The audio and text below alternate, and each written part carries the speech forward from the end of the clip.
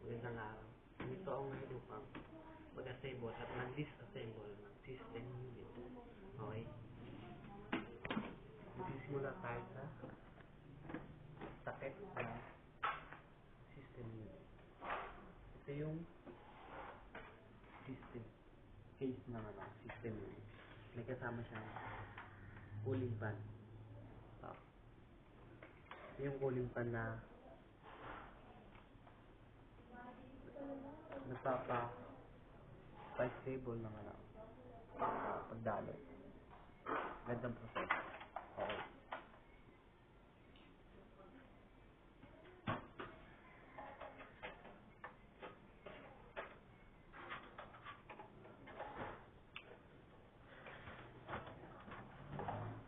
Ano yung power supply? Power supply na nag-supply ng kuryente sa system unit, sa loob ng system unit. Kung makikita nyo sa power supply, meron siyang SATA cable. Itong SATA cable, ito naman yung nagbibigay ng kuryente sa motherboard. Ito yun, SATA cable. Okay? Power supply to, power supply. Next.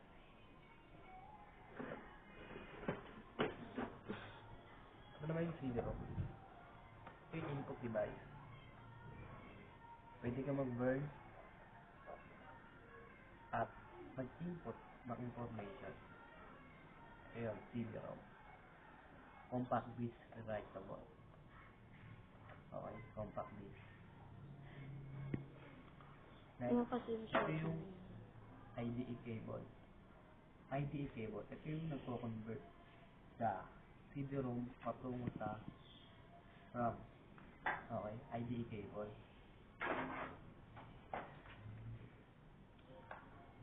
Sunod.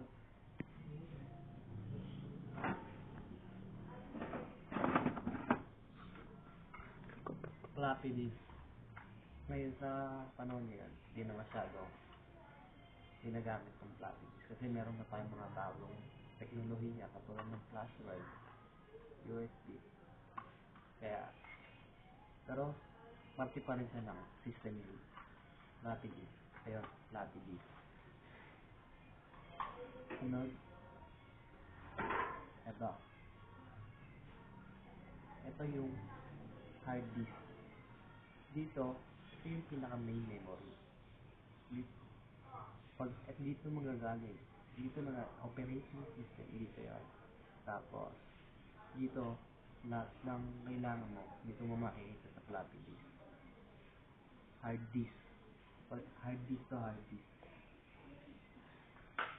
Sunod, motherboard. Sa nakikita nyo, meron kayong nakikitang cooling pot with heat sink. Sa ilalim nito, makikita nyo yung processor. Ginawa tong cooling fan with heat sink dahil sa processor. Kasi yung processor, siya yung kumokontrol sa buong system unit. Kaya meron tong fan dahil siya yung mabilis uminit yung processor. Kaya meron tayong cooling fan with heat sink sa motherboard. Itong motherboard, siya yung brain ng system unit. Pag nakakita nyo, at ito naman, LAN port. Ito yung connection. Local area connection. So makita nyo, ito yung RAM. Read-only memory. Ito yun. Memory slot.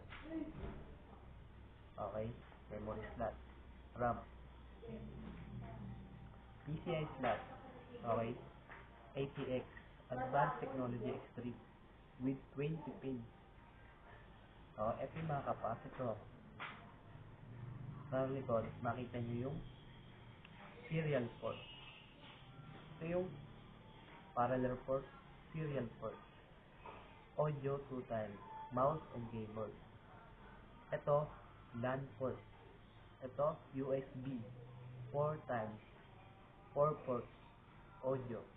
Okay? Audio.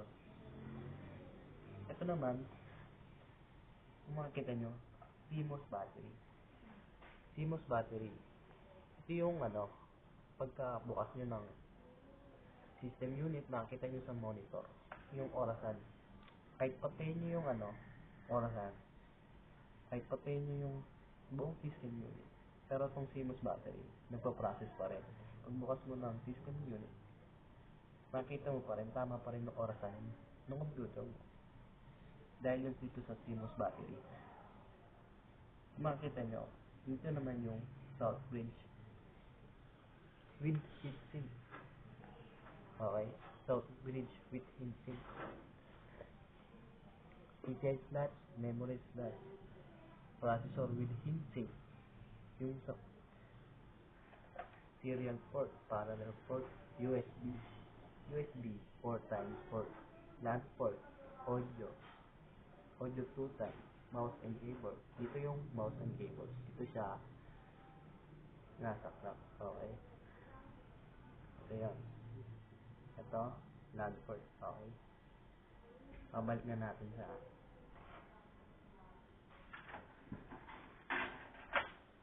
motherboard. Sunod, floppy disk. Dito nagagaling operating system. Okay. Operating system. Okay.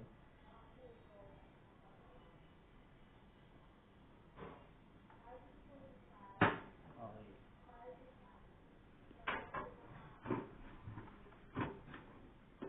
Lahat ng data na kailangan mo naman, gusto mong malaman, dito mo makita sa floppy disk. Alright. Ito yung floppy disk. Hindi yung floppy disk. Hindi na siya masyadong ginagamit. Diskette. Floppy disk, diskette, hard disk. Diskette. Okay. Ito, hard disk. Ito yung diskette. Ito yung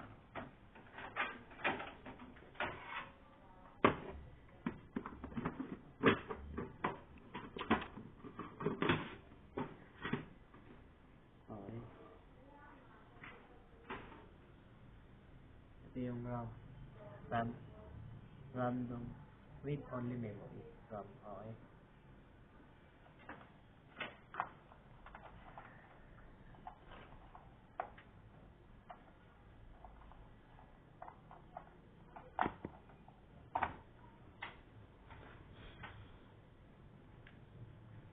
CD-ROM. Dito pwede mag-burn input ng data. Siya yung nagbabasa. Okay. Hindi ka mag-burn dito.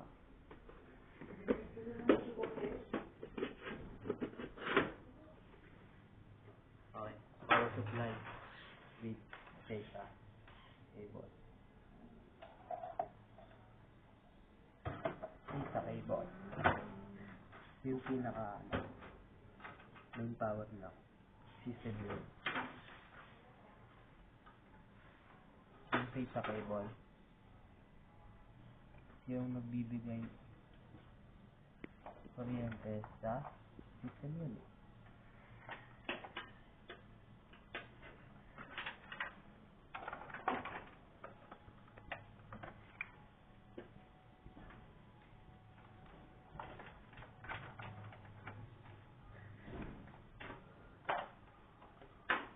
Yung step system.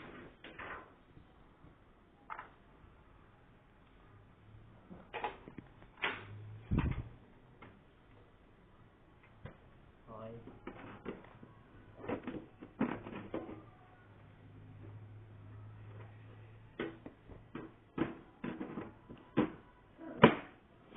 Okay, tapos na ang pag-assemble at pag-disassemble system unit.